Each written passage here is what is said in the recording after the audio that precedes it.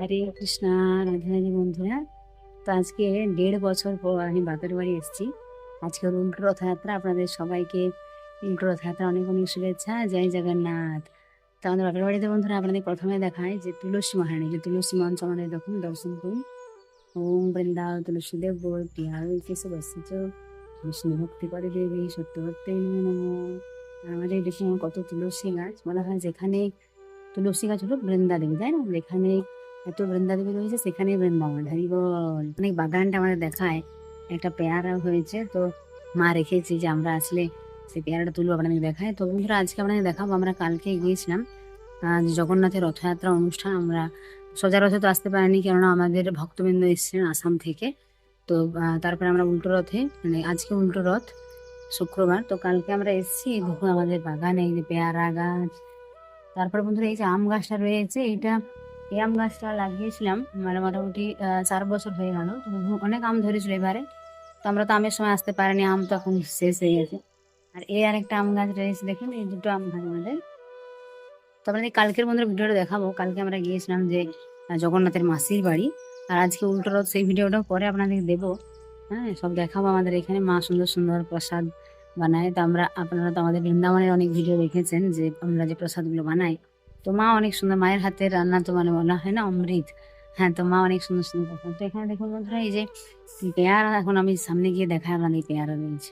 এই দেখুন বন্ধুরা আমাদের গাছে পেয়ারা গাছে একদম গাছের গোড়ায় পেয়ারা হয়েছে। হরি বল। এখন এটা ভগবানের ভোগ লাগবে, পেয়ারাটা এখন তুলে নেবো আমি। এই যে হরি বল, গোপালকে এখন ভোগ লাগানো হবে এই পেয়ারা। আর এই দেখুন পেয়ারা গাছটা, এই দেখুন বন্ধুরা এখানে ছোট ছোট কচু গাছ হয়েছে এখানে। হ্যাঁ, শাক মা আরো শাক লাগায়নি, কারণ এখানে খুব বৃষ্টি পড়েছে বাপরে বাড়ি। এই দেখুন পেয়ারা গাছ, এই দেখুন এইগুলো হয়েছে, এগুলো কয়েকদিন পরে তুলবো। আর এই দেখুন বন্ধুরা আমাদের সাদা ফুলের গাছ কত বড়। আমাদের বৃন্দাবনে একবার লাগিয়েছিলাম, কিন্তু বানরে ভেঙে দিয়েছে।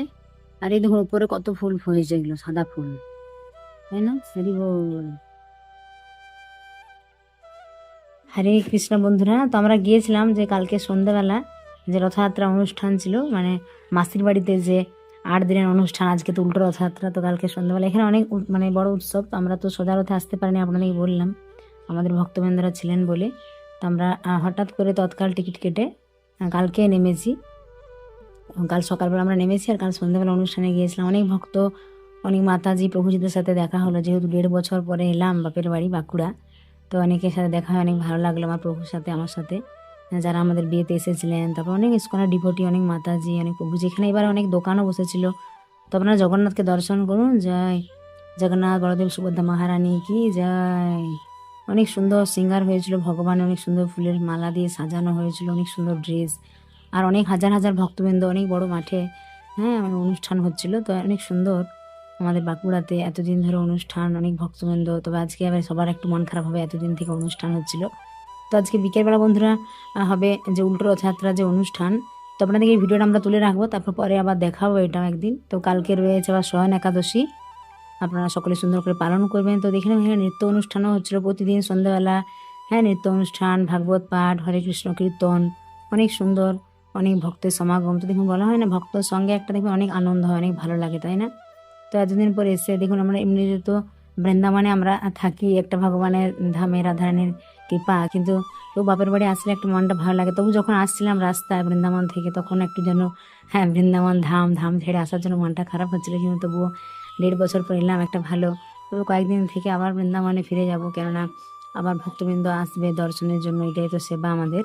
হ্যাঁ, কেননা ভক্তদের দর্শন করানো, তাদের জন্য প্রসাদ রেডি করা। তো দেখুন বন্ধুরা যখন আমরা এখানে এই যে কয়েকদিন থাকবো, আরও মানে মন্দিরে যাব, আপনাদেরকে বিভিন্ন অনুষ্ঠানগুলো দর্শন করাবো। দেখুন জগন্নাথের পুষ্প অভিষেক, যেহেতু কালকে শেষ দিন ছিল, মানে যে রথযাত্রার 8 দিনের যে অনুষ্ঠান। তো কালকে পুষ্প অভিষেক হচ্ছিল, আপনারা দর্শন করে অনেক সুন্দর। তো কত ভক্তবৃন্দ এসেছিলেন দর্শনের জন্য, অনেক মেলা, মানে বলা হয় না যে রথের অনেক মেলা বসে। তো দেখুন পুষ্প অভিষেক, ভক্তবৃন্দরা সকলে জগন্নাথ, বলদেব, সুভদ্রা মহারানীকে দেখুন কত সুন্দর পুষ্প দিয়ে সিঙ্গার করা হয়েছে। আপনার অনেক জায়গাতে রথযাত্রা অনুষ্ঠান হয়েছিল। তো বন্ধুরা আপনারা কে কোন জায়গা থেকে দেখছেন অবশ্যই কমেন্ট করে জানাবেন। আর কাদের মানে কোন জায়গাতে অনেক সুন্দর সুন্দর রথযাত্রা অনুষ্ঠান হয়েছে, যেমন পুরীতে তো কত লক্ষ লক্ষ ভক্তের ভিড় আমরা সবাই জানি। তারপর মায়ের সে রথ হয়, কলকাতাতেও হয়।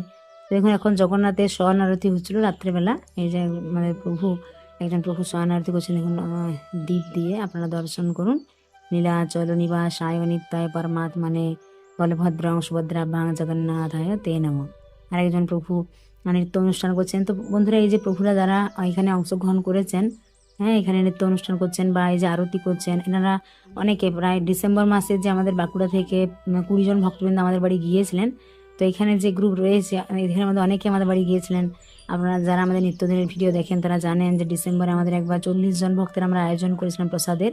তো তার মধ্যে 20 জন আমাদের বাড়িতে ছিলেন আর বাকি 20 জন বাইরে। তো সেই যে 20 জন ভক্তবৃন্দ অনেক প্রভুরা যে গিয়েছিলেন, তো ওনারা সবাই খুব ভালো, কয়েকজনের সঙ্গে কালকে দেখা হয়েছিল। আরও আজকে রথযাত্রার অনুষ্ঠান হবে আমাদের লালবাজারে, যে উল্টো রথ, সেখানে লালবাজারের মাঠে, হ্যাঁ সে রথ থাকবে, সেখানে অনেক ভক্তবৃন্দ আসবে, আপনাদেরকেও দেখাবো সেগুলো সব ভিডিওতে আমরা। অনেক সুন্দর অনুষ্ঠান। তারপর কালকে আবার শয়ন একাদশী রয়েছে, এরপর চাতুর্মাস ব্রত শুরু হবে। অনেক সুন্দর, আপনারা সকলে সুন্দর করে পালন করবেন। দেখুন এখন ভগবানের, হ্যাঁ যেহেতু অনুষ্ঠানগুলো এই সময় কি হয়, যত বেশি করে আপনারা সাধন ভজন করবেন, জপ ধ্যান করবেন, তত বেশি কিন্তু ফল লাভ, ভগবানের কৃপা আশীর্বাদ লাভ করতে পারবেন। হরি বল। তো দেখুন সবারই মানে বাপের বাড়ি আসলে একটা আলাদা আনন্দ হয়। তো কয়েকদিন এখানে থাকবো, একটা অনেক ভালো। মা অনেক সুন্দর সুন্দর রান্না করে ভগবানকে ফগ্নি বন্দন করে, আপনাদেরকে সেগুলো দর্শন করাবো। হরি বল, রাধে রাধে। তো আগে বন্ধু আমার মনে হতো যে সামনে বিয়ে হলে ভালো, হ্যাঁ 1/2 ঘন্টা 1 ঘন্টার মধ্যে মাঝে মাঝে আসতে পারবো, কিন্তু এখন মানুষ কর্মব্যস্ততার কারণে সামনে বিয়ে হলেও বেশি আসা যায় না। তবু 2-4 মাস পরে যদি অনেকে আসতে পারে। তো আমাদের যেহেতু বৃন্দাবনে আমরা থাকি রাধারানীর কৃপায়, হ্যাঁ বিয়ের তো 1 বছরের মধ্যে আমাদের 7-8 মাসের মধ্যে বাড়ি হয়ে গেছে রাধারানীর কৃপা। আপনারা দেখেছেন অনেকে আমাদের বাড়িতে বৃন্দাবনে, রাধারানীর কৃপাতেই সম্ভব, সাধুগুরু বৈষ্ণবের আশীর্বাদেই সম্ভব হয়েছে।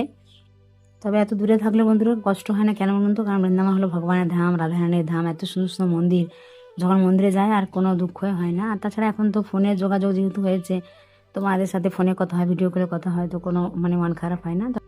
এখন বন্ধুরা অনেক সুন্দর কীর্তন ভাবনা শ্রবণ করুন।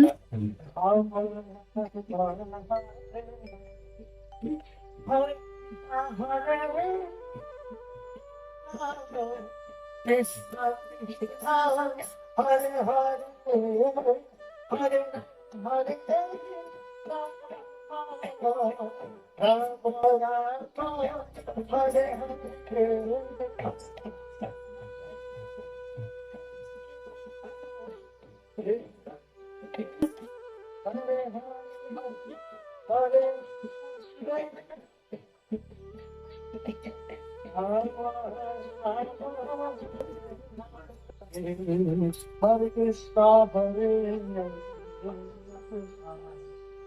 Krishna, Krishna Krishna, Hare Hare, Hare Bol, Hare Rama, Hare Rama, Rama Rama, Hare Hare. সকলে প্রেম শুনুন। রাধে রাধে।